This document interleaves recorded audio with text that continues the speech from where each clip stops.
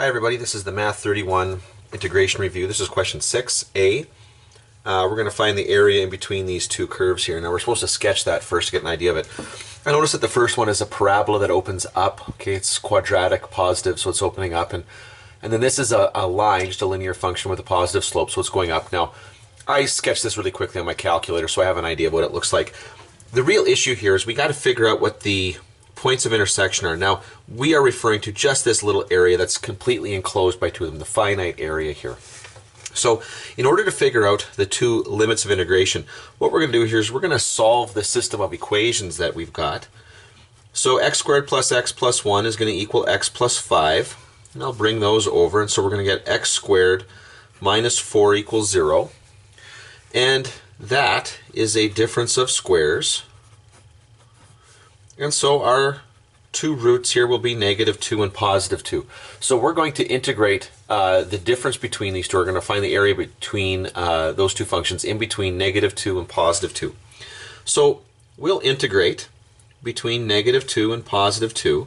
And then what I'll do here is, I can see that the linear function, because I sketched this in my calculator, I already know that the linear function is above the quadratic. So I will make this x plus 5 minus x squared plus x plus 1, okay, dx.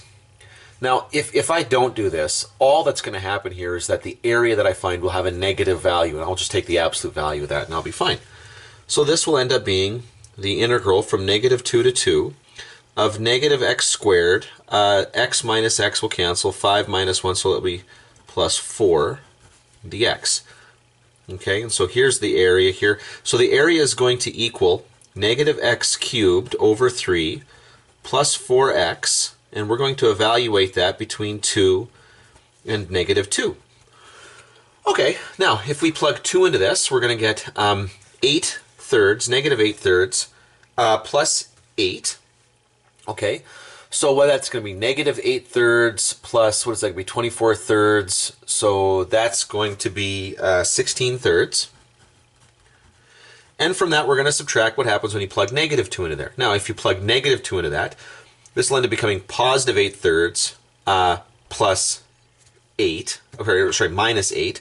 So this is going to end up becoming negative 16 thirds. So we're going to subtract negative 16 thirds. So the answer here is going to be 32 thirds. So that's the area. Now, whatever the units are, I don't know, but whatever they are, it'll be 32 thirds units squared.